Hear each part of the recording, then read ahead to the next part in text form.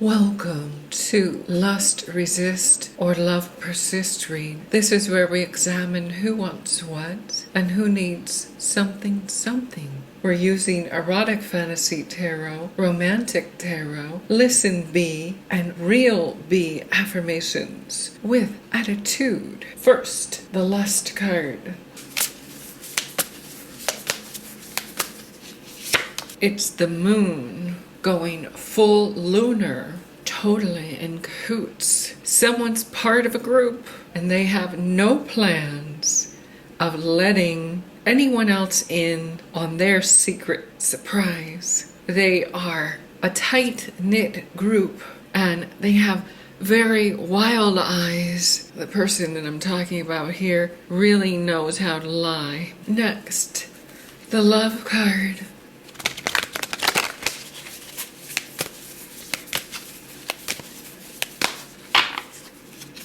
We have the Three of Wands. Oh my goodness, this is a bit melodramatical. Someone's swooning and there's plenty of attention being given. Notice the feathers in their placement. It feels like there's an awful lot of people here. This is supposed to be about a union, and yet it's groups, two groups of people. They're thick as thieves. The first group is a bit more feminine and the second group a bit more masculine. Their focus is unique. In the first group, they're worshipping the moon, and in the second group, they're worshipping what seems to be an hysterical, histrionic woman. It seems like one person out of the first group and one person out of the second group may be thinking about linking up. The Three of Wands is mostly about waiting for your ships to come in, like you've done something and now you're scouting out for the result. While the moon is just full on whatever happens and whatever goes, it flows. Very, very interesting. Let's get some more information, shall we, with the tiny universal weight tarot. In the past, oh my goodness, we have the Ten of Cups in reverse and the Queen of Pentacles in reverse. It's a feeling of losing out and not being able to care anymore, like an epic burnout. The happiness is gone. Someone doesn't have enough to take care of. In the present, we have the World. Something is completed. The cycle has closed. It feels very natural, like someone did their job with the family and they completed everything they were supposed to, and now they've been freed up to see the world in the future. That's quite a story too. Death in reverse. Not going through the normal transformation. The Page of Cups receiving love. And the Eight of Swords in reverse, being freed spontaneously from your own mind.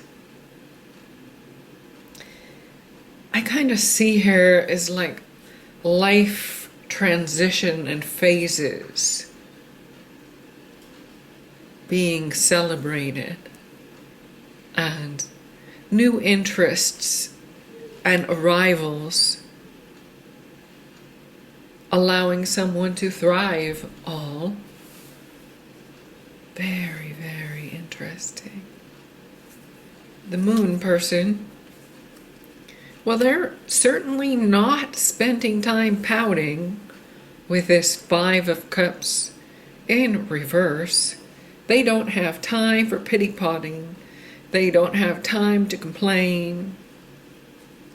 They're a bit profane. They've been heavily betrayed or bullied in the past with this Ten of Swords here.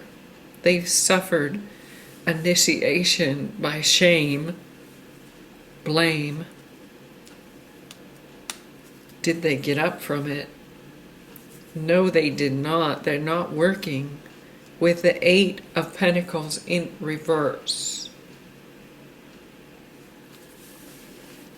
Although they're no longer trying to dwell in the past, they took a fall. They were thrown under the bus. They were given 10 swords in the back. And as a result, they're not as highly functionable as they once were. They're a little off their rocker at times.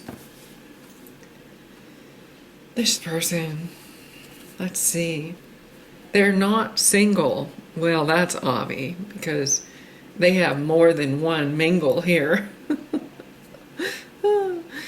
Maybe they have a favorite amongst the group with this Nine of Pentacles in reverse, and they're kind of financially dependent upon their suitors as well. So they're not out in the cold. In fact, they're a hot potato. People try to hold them, they get burnt and they get passed around. Have you ever played that game, Hot Potato, when you were a little kid? They aren't in their prime anymore.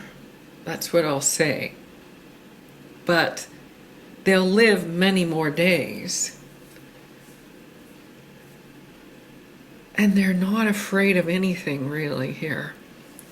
With this Nine of Wands, like they don't have the same scruples or things inside that would make them pause. They have this like go for it button. They like attention and applause. All right, so the first person very much has a victim-y vibe. You know, like I made it, I'm still alive. And the second person is like, well, I'm not in my prime, but I plan to really clean up on all these suckers who surround me. Let's see the energy between them.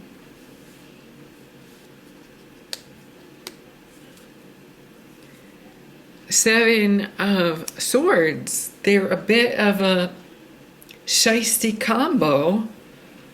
Always scheming, plotting, and planning. Eh? They run through their money pretty quickly. The Empress in reverse. They don't feel financially stable. They don't feel like they've received their due. They feel like people owe them something.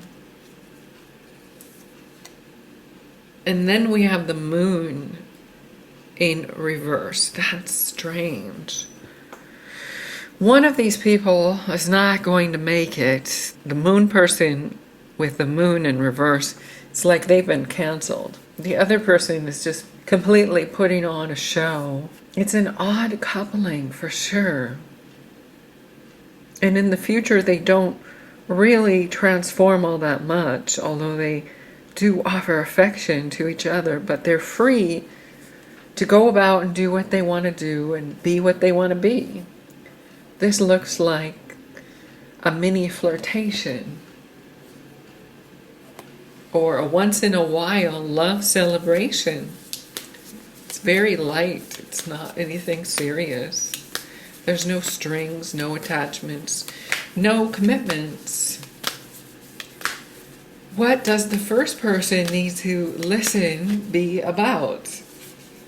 It says, if you were able to believe in Santa and the Tooth Fairy, you can definitely believe in yourself. The second person says, if you don't believe in yourself, how can you expect anyone else to? It feels like the first person is rather naive and the second person is a little bit too smart. And I feel like that's why the first person doesn't get anything or doesn't receive anything. They may be the victim of this farce here. It feels like the second person gets one over. They have no boundaries, scruples, or any type of upstandingness. They're pretty much a con artist. What can we affirm as a real bee here?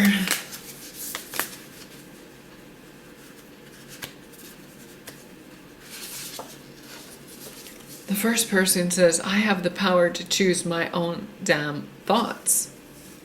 Well, I don't think it's like true power. I think you're lying to yourself a bit. The second person.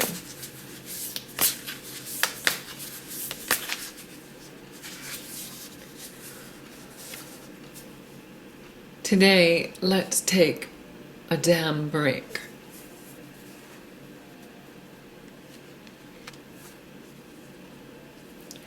It just feels like this second person looks to the first person for some respite, for some nurturance, for a little bit of care.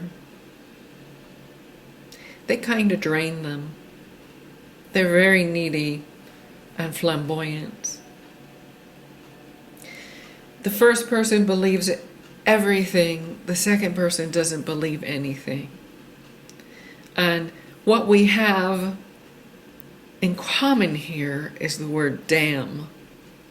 They're both bitter and fed up, probably at the world, definitely at death, and they no longer have the ability for true, authentic happiness or enjoyment.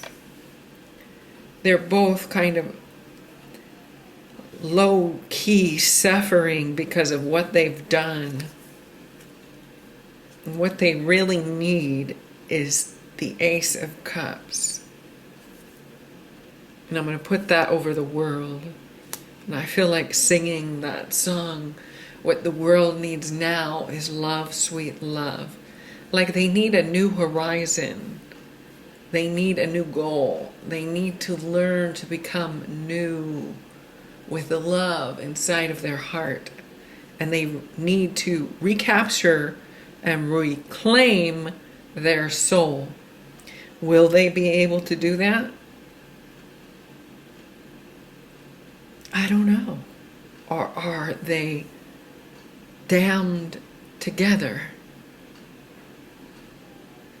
My final analysis is that these two kind of deserve each other. They're magnetically drawn for whatever reason by their karmas. And one might be the victim, one might take the spoils. But if they're not able to have that true sense of love, that's really what is the shame in this game. I think it's meaningless, really, for both of them. And that is what is lovely and lusty today. Thank you and namaste.